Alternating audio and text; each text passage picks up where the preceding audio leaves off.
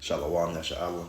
First and foremost, we get all praises, honor, and glory to Yahweh, Bahashem, Yahweh Shai, Bahashem, Rakakwadash, the bottom of our apostles, elders, and great millstone, Ruel, and peace and blessings to the hopeful elect. This is your brother Tazakai Yahweh from the Great Millstones Indianapolis camp, coming at you another lesson through the spirit of power, Yahweh, Bahashem, Yahweh Shai, and what will it be edifying. So I got the article here from the End Time Headlines, and which was dating back to when that Hurricane Beryl, but I just it just like caught my eye with the title where it says some Caribbean islands see almost total destruction after Hurricane Beryl. And of course, around that time period, a couple weeks ago, but they don't have a date for some reason. But going on, it says a more complete picture emerged Wednesday of the extensive damage wrought by Hurricane Beryl's trek across the Windward Islands, revealing the destruction and at least 7 deaths. At least 3 islands report more than 90% of the homes and buildings either destroyed or severely damaged, the Caribbean Disaster Emergency Management Agency reported Wednesday. All 3 are within the chain of the Grenadine Islands, where Beryl roared into the Caribbean on the southern end of the Windwards between St. Vincent and Grenada.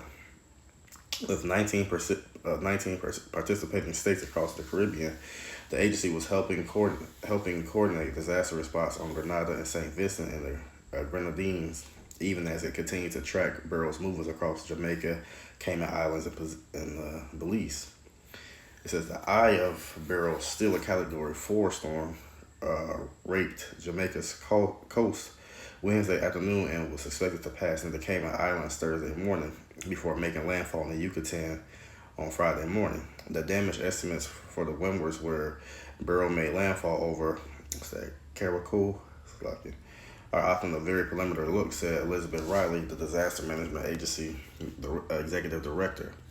Beryl struck the islands with sustained winds of 150 miles per hour and higher gusts on Monday.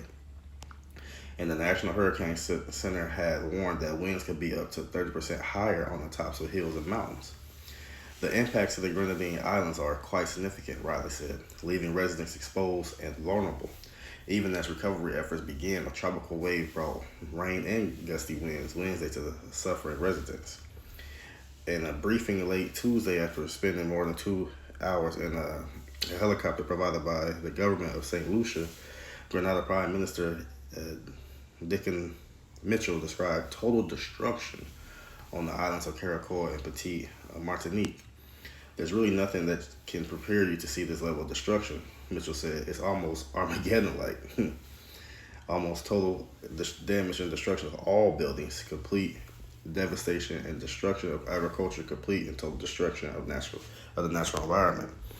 And that complete and total destruction ultimately, in the near future is going to come to Babylon the Great. Just going off of that phrase that he said. But other than that, I believe this hurricane also, I think it knocked power out for people in Texas and stuff like that as well. So hey, this is something devastating that was sent from Yahweh Bashem Yahweh Shai. And just like they say, each and every year, these storms, whether it be tropical storms, monsoons, cyclones, hurricanes, whatever you want to call it, they're becoming stronger and stronger and more catastrophic. But without further ado, I'm just going to get into the scriptures. I'm going to say this something real quick. This is Isaiah chapter 29, verse 6. It says, "Thou shalt be visited of the Lord, Yahweh Bashem Yahshua of hosts, with thunder, with earthquake, and great noise, with storm and tempest, and the flame of devouring fire." See, this is a visitation from Yahweh Bashem Yahshua. Because everybody always want to say, especially these Christians, when the Lord visit, when the Lord comes, when this and that, they make it seem like it's just all positive. Whereas this would be considered something evil or something negative, would it not? But this is the Lord telling you that He's visiting you. So all that, not my God, not my this, not my that, yeah, because you don't serve the true God of Israel, which is Yahweh, Ba'ashem Yahweh Shai. You serving JC, who can only do good and don't, this and that. But guess what? JC ain't helped none of these individuals when the storm came. Didn't stop it. But we can tell you who sent it. And that's a true God, Yahweh, Ba'ashem Yahweh Shai. As a matter of fact, just to build out that point, this is Amos chapter 3, verse 6. It says, "Shall a trumpet be blown in the city, and the people not be afraid? Shall there be evil in the city?" And let's ask. When it said almost 90% of the areas that were impacted are totally destroyed in those regions, Do that sound like a good thing or something that would be considered evil? Because evil just goes into, eve meaning time and ill meaning bad. So that means when there shall there be a bad time in the city, and look, and the Lord Yahweh Shemashai have not done it. So this is telling you that the Lord is responsible for that bad thing that happened in this city and that city and the next city. Right? It ain't, oh, it was Satan and this and that, but the Lord can send Satan to do something. At the end of the day, all the credit goes back to Yahweh Shemashai. Right? It says, well, surely the Lord power will do nothing, but he revealeth his secrets unto his servants, the prophets. Therefore, what? Giving us what? The confidence to declare that, hey, this was the power and the will of Yahweh Shemashai. Because the scriptures say, well, the evil man understand not judgment. They don't understand that this was a judgment from Yahweh Shemashai. As a matter of fact, to what? In some cases, to purge out the wicked.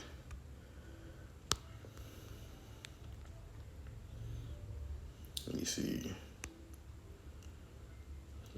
Okay, this is Proverbs chapter 10, verse 25. It says, as the whirlwind passeth, so is the wicked no more. But the righteous is an everlasting foundation. So, hey, that would be considered a whirlwind. Winds going up to 150 miles an hour and all this and that. And what happened? It says 7 deaths, but hey, who just say that there wasn't more?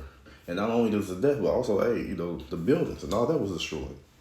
So when these storms get sent, man, it's a judgment that comes behind it.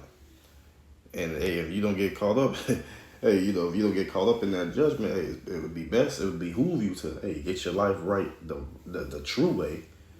But that'll only be up to Yahweh Shemashai to bring you to this light. See, a lot of people go through things and they go to church one day as if this is what I need to do. No, you actually commit more wickedness that will bring what? Judgment upon you. As the scriptures call this a persecution.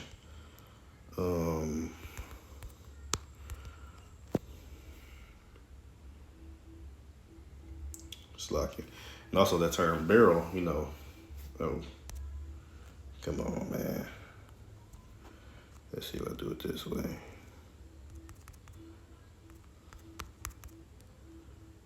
Say, where's Psalms 83? Where is it at?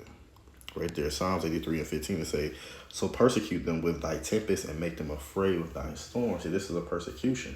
To persecute means to pursue. So the Lord's pursuing after the wickedness and the evil and the iniquities of what people do here upon earth. So he has sent an angel to, conjure this up as far as the storm, this or that, the earthquake. He has sent them, and hey, they are there to what? Present what? Judgment to the wicked. And I'm gonna finish up to this because y'all really, people really don't understand, don't know. This is Psalm chapter 47, verse 2. It says, for the Lord Yahweh Shemashai most high is terrible, and he is a great king over all the earth. See, the Lord to do what? Terrible things to you. This is horrible. This is horrendous. And it all came through the will and the power of Yahweh Shemashai. For, hey, as we know, hey, the Lord, hey, he's just. So he wouldn't send something just for no reason, just because I feel like it. No. People have to pay or retribution. They have to pay for the things that they did that was wrong. But again, that was, that's ultimately all I had on that little short thing, going back into that hurricane, Like I said, Lord, this lesson was edifying to the body. When we get all praises, honor, and glory to Yahweh, by Hashem, Yahweh Shai, by Hashem, Rakak Wadash, the Bible style apostles, the elders, a great millstone, hope we're well, and peace and blessings to the hopeful at Shalom.